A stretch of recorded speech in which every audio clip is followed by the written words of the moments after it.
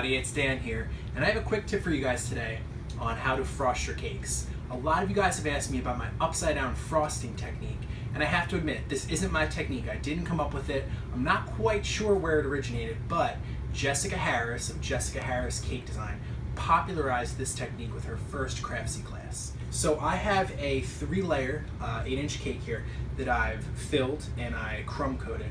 It's been in the fridge for about 20 minutes to a half hour. So I've put a good clump of buttercream on top of my cake, and holding my spatula straight side to side, I'm just going to turn my turntable and rock the spatula back and forth as I turn to spread the icing out to the edge. It's important that the icing gets past the edge of the cake, just like this here. So once I have the icing past the edge of the cake, I'm gonna hold the spatula fairly level, not moving it. My arm is locked in place here, and I'm just gonna turn my turntable. So I'm going to take my parchment paper, and with the edge of the parchment almost towards the end of the cake, I'm gonna lay one side on, and then use my finger to hold the paper taut, and then push the paper into the buttercream. This is to make sure there's no air bubbles between the paper and the cake. So I'll take my board, I'll put just a little bit of buttercream on it so that it sticks to the parchment. Press it in place. I'm gonna pick my cake up. Don't be scared. I'm gonna flip it over. That's why it's important that your cake is chilled, because so I have all this buttercream on the bottom, that's perfect. And what I'm actually gonna do here is now use my cardboard as a gauge to put on my icing.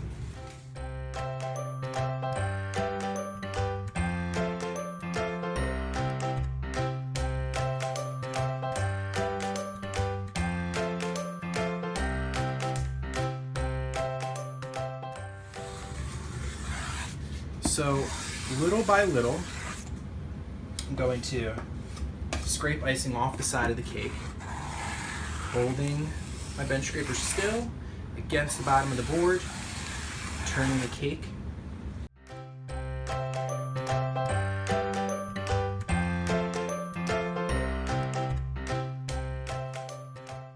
I'm going to place this in the refrigerator and check on it in about 30 minutes. So my cake is chilled in the refrigerator, it's pretty solid.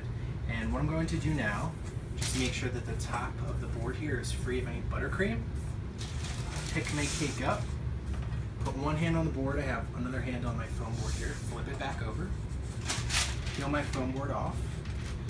I'm going to place a fresh piece of parchment right on top, and then sit the cake in the center. And if this is chilled long enough, this piece of parchment should peel back fairly cleanly. And if it sticks a little bit, it's just because you didn't let it chill quite long enough. So what I'm going to do here is take a bit more buttercream. This begins the part of the method that I really like to incorporate, because like I said, I'm using this cake as a buttercreamed finish cake. So I need the finish to be perfect. So to cover up any little lumps or bumps or imperfections created by the parchment, I've added a really thin layer of buttercream, and then holding my spatula still, I'm going to turn my turntable,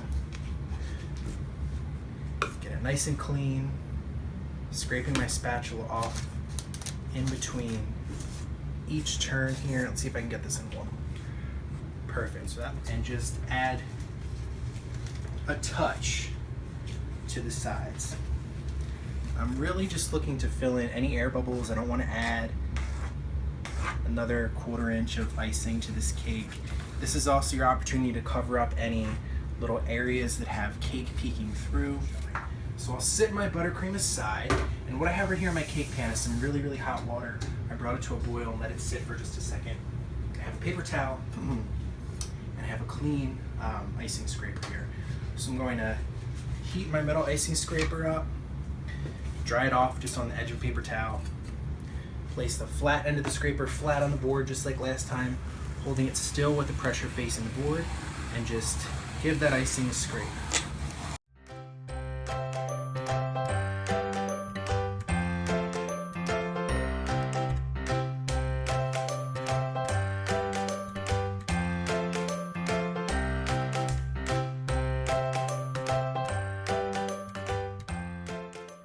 Scraper with one thumb on the back, all 4 fingers in the front. you're really lightly going to pull it towards the center. And you want to clean off the scraper every single time. So I have one spot left. Good.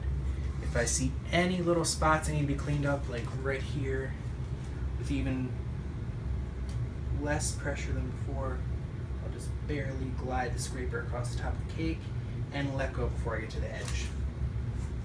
Now, if we zoom into this pretty close, we can see that we have a really nice sharp edge on the cake here, and that's perfect.